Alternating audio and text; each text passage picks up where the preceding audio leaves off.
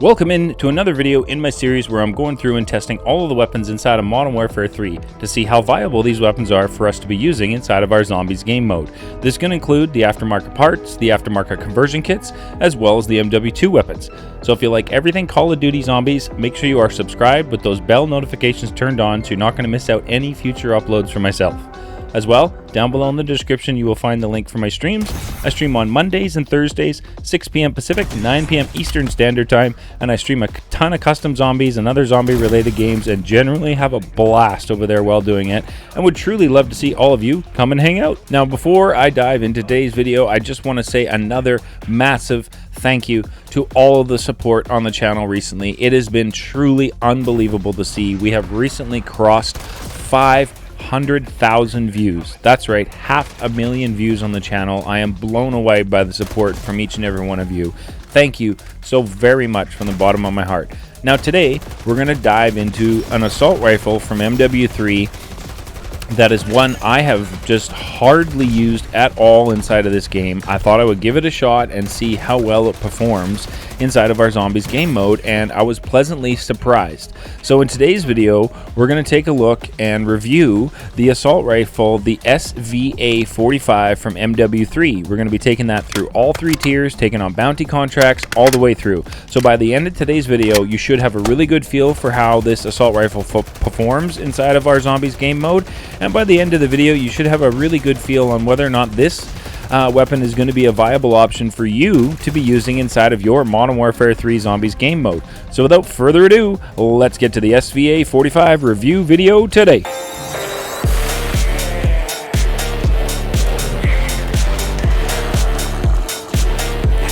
Welcome into today's video. Thank you so very much for tuning in, and in today's video we're looking at one of my most least used weapons inside of Modern Warfare 3, which is the assault rifle, the SVA.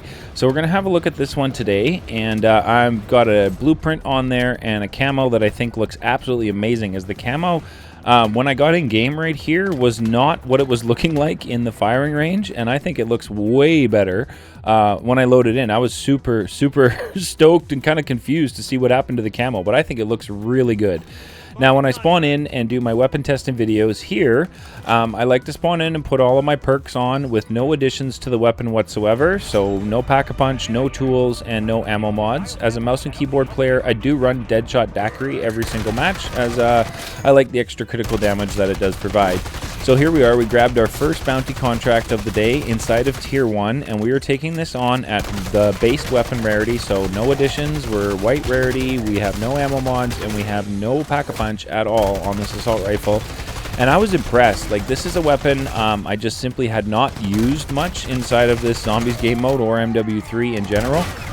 So I was eager to jump in and see how this performs. Now, I mean, the zombies in tier 1 at base rarity, I feel are pretty much a non-issue regardless of weapon you're using inside of tier 1. So seeing how it performed on our first bounty contract of the day, I wanted to go off and increase the damage output on the assault rifle by visiting Pack-a-Punch. Now, those of you that are new to MW3 and MW3 Zombies, as it's recently been released on Game Pass, for Xbox Game Pass for everybody, if you want to keep your camo on your gun while you're playing zombies, make your way over to a Pack-a-Punch machine and melee the machine, wait for it to turn green, and then go ahead and use the Pack-a-Punch machine or your Pack-a-Punch crystals at that point, and you will keep your camo on your weapon for the rest of your run.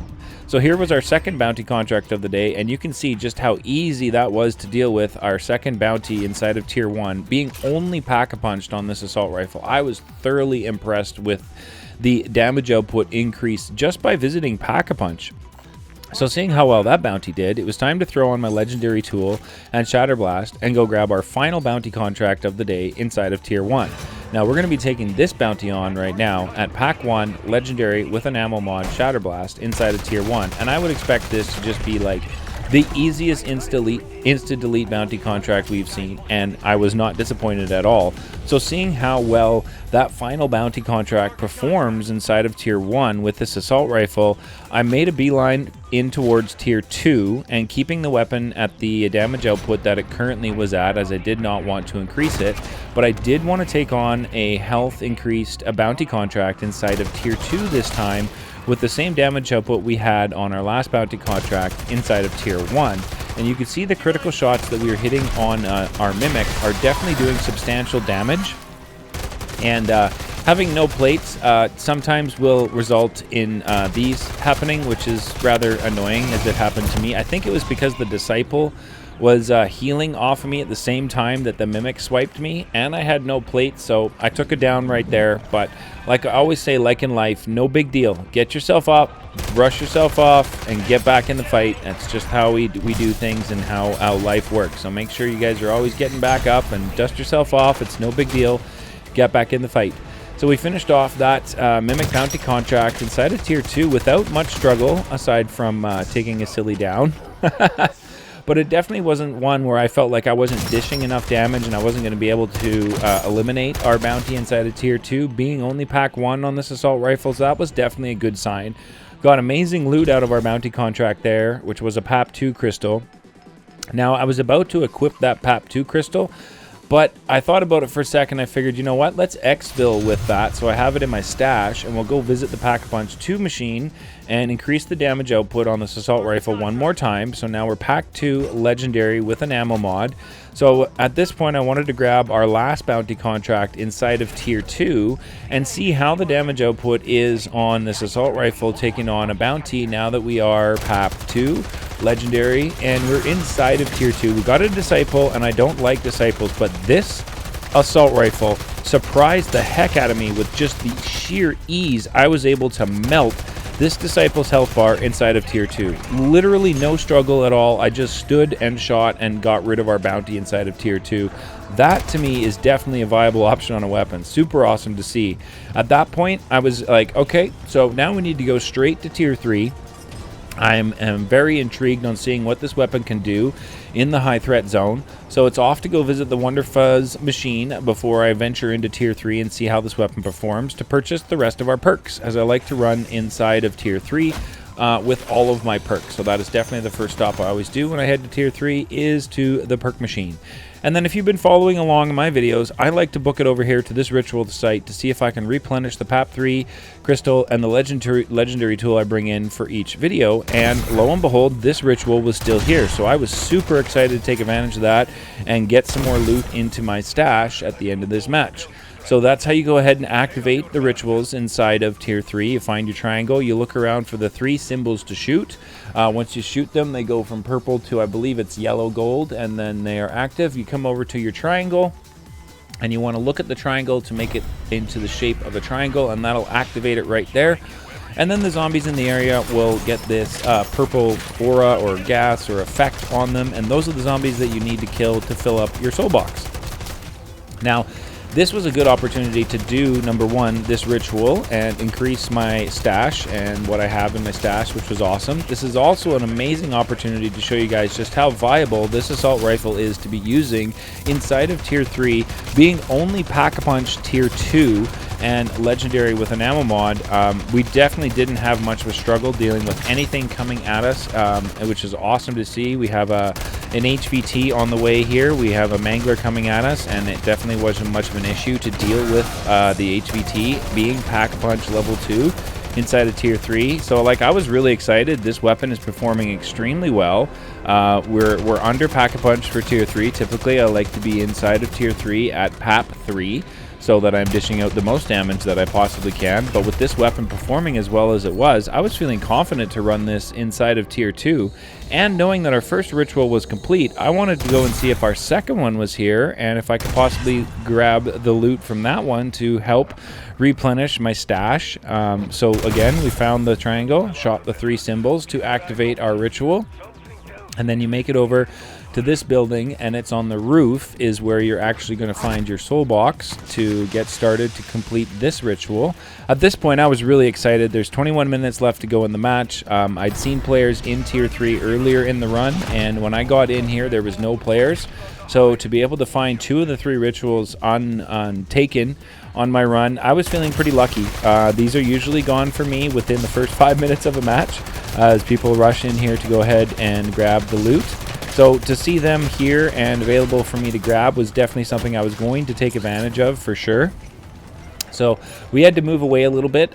This is Pack-a-Punch level 2, so in close quarters combat like this, in this situation where we're on a tight spot in this roof, you do have to move back a little bit while shooting this assault rifle at only Pack 2 inside of Tier 3, which was one thing you saw me do right there. I was about to get overwhelmed, so I just had to push back a little bit. But again, I just really wanted to show you guys just how viable this assault rifle is to be using inside of Tier 3, being only Pack-a-Punch level 2. That's an armored zombie right there to my left. You can see the horde that was coming at me. I didn't have much problem completing that at all. Finished up the ritual using our energy mine and grabbed our second legendary tool, MW3 crystal, which was awesome. So the next thing to do was to go and grab a big horde of zombies and show you just how well this weapon performs with crowd control being only Pack-a-Punch level 2 inside of Tier 3. And you can see ADS crowd control with this at Pack 2 is definitely a viable option, I believe. Like, it definitely, you can see on screen the damage I'm doing. So the next thing to do is to show you guys tack stance and see how well this performs at Pack level 2 legendary inside of Tier 3. And you can see we were able to handle the standard HVT that was in the area, the armored zombies that are coming at us. Definitely not much of an issue, and definitely something that I feel is a viable option for all of us to be using inside of our zombies game modes, even if you only have PAP 2 available. This is definitely a weapon that you guys can run at PAP 2. So now I wanted to throw on my Pack-a-Punch 3 crystal that I brought in with me and go ahead and go show you guys crowd control now at Pack-a-Punch level 3. And right before I started showing you guys crowd control, I got the notification that a player had gone down in the area. So as soon as I finished doing crowd control, I knew exactly what I was going to go do, which was head over and get that player back in the fight inside of Tier 3, because pleading out sucks in Tier 3. But definitely a viable option for crowd control inside of Tier 3. You can see the footage right there. It absolutely made easy work of that horde in front of me. So we made it over, got our player back up into the fight, which was awesome to see. I thought I'd stick around to make sure he's going to be okay. That disciple was trying to heal off him, and knowing that that player just pleaded out, I know he has no perks, so his health's at 150. I wanted to make sure he was able to get away from that disciple and the crowd, which he was. So that was awesome to see. Then we put on Mags of Holding, and it was time to go see how this weapon performs against our good friend Zhorde, the Guardian of the Arches. And I tell you, holy smokes, this weapon is definitely strong and definitely viable. I found another awesome location here for dealing with Zhorde. If you come to these picnic tables and you use a decoy, because Zhorde can't travel down here, he will fire up his laser attack very frequently in this area. So as long as you have decoys to keep all of the riffraff away from you, and you can focus fire in on your Mega Abomination Zhorde in this area, you should be able to get him to fire up his laser attack on a frequent rate, which will help you land those critical shots much more frequently and eliminate your bounty or your Mega Abomination in the area a lot quicker. Now I had to dip out of the area here to get some plates on, and then I wanted to make my way back over to where Zhorde was firing up his laser attack. I managed to pick up another decoy off one of the zombies, so I threw that out to keep the riffraff off of me, and Zhorde fired up his final laser attack right here, and we made easy work of Zhorde today. This assault rifle slaps, as you can see. Now this part I wanted to show you guys, because what the heck is going on with these disciples? I'm getting the healing effect on me, but the disciples aren't here. There was 2 of them. I don't even know how many dogs I just shot right there. If there was more than 2 disciples in the area, this was the most strangest thing I have ever dealt with inside of Tier 3. I had the disciples chasing me, and I was trying to run far enough away to stop the healing effect from coming on my screen. But I think in this particular instance, I think the healing effect was bugged on my screen, even though I turned around and that disciple was right behind me, still healing off of me. So I'm not sure what was going on with the tracking with this disciples in this situation, but this was crazy. I was a little bit concerned about my health, about being able to get through this and clear out all the riffraff, as I still had the healing effect from the disciples on my screen, and I was really confused as to what was going on and whether or not they were actually damaging me or it was just leftover effects. But I mean, you can see right here, this is absolutely craziness. We got 1 disciple taken out, we got a 2nd disciple taken out right there. I'm not sure if I took out a 3rd one in the crowd control, but there was just an awful lot that came at me right after dealing with Zhorde. And I just wanted to show you guys that, because that was really strange. Let me know if you guys have ever had an instance like that in the comments below, where You've had disciples healing off of you, but you can't see them. I mean, you can see on my screen, I still have the disciple healing effect on screen, and they're all dead. So I'm not sure what was going on. That was very, very strange. Yeah, very confusing. I really hope that some stability fixes and patches are coming for our zombies game mode inside of MW3 for sure. So after that, I wanted to go ahead and grab ourselves another bounty contract and see if we can get a Mega Abomination, which we did. So I was super happy about that, as I wanted to show you how this performs against a Mega Abomination bounty contract and not just a standard Mega Abomination inside of Tier 3.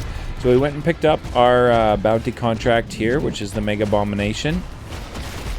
And this is pretty much the whole fight I wanted to show you guys, so you can see just how well this performs. Again, like I always tell you guys, tips for getting your Mega Abominations to fire up their laser attack is get verticality. So either be above or below your Mega Abomination, and they should fire up their laser attack almost instantly at you. As you can see here, I jumped off the railing, which gave me the verticality, and lo and behold, my Mega Abomination fired up his laser attack at me. Now, we had our Bathhouse Bouncer Mega Abomination try and third-party the fight here. Almost took me down to 34 health. I had to book it through the gas station just to get away. And again, throughout all of this, I still have the healing effect on my screen from that disciple. As you can see on the bottom of my screen, the red electrical effects are still going off. I'm not sure if those are affecting my health and my plates, as I had a real struggle trying to get plates on in this run.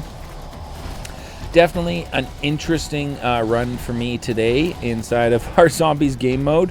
Now here we are trying to get our final laser attack from our Mega Abomination, which he was so nice to oblige and fired that up right here. And then as soon as I finished him, that zombie took out the last 34 health I had, or however low it was, and we took our second down of the run, which is no big deal. Like I said, get yourself up, dust yourself off, and get back in the fight. It happens. So don't let it ruin your day. So that was that bounty contract. Overall, I definitely feel like the SVA-45 is going to be a viable option for all of us to be using inside of Modern Warfare 3 Zombies across all 3 threat levels, 100%, as you can see in the footage today. So thank you so much, everybody, for tuning in today. If you haven't subscribed, make sure you do so, as when we hit 4,000 subscribers, that will unlock my third Black Ops 6 giveaway, and I could not be more excited and just thankful to be able to give back as the channel grows. So thank you all so very much for that. Now, at the end of the video, holy the loot, look at that. We have the build that I used on the SVA-45 or 545 today. So you can have a look at what we ran today, and if you feel like you want to make some changes to the weapon build, maybe build it a little bit more aimed towards mobility, let's work together down in the comments section and make that happen so that we all have an amazing build to use for this SVA assault rifle inside of our Zombies games. Now, the camo I was running is the Events camo, and it is this one here, the Rotten Inferno, but you can see on screen the fire effect looks way different in game. So go ahead and put that on, and the blueprint I was using for the SVA-545 is right here. Thank you everybody for tuning in. I truly appreciate that, and we will catch you all in the next one.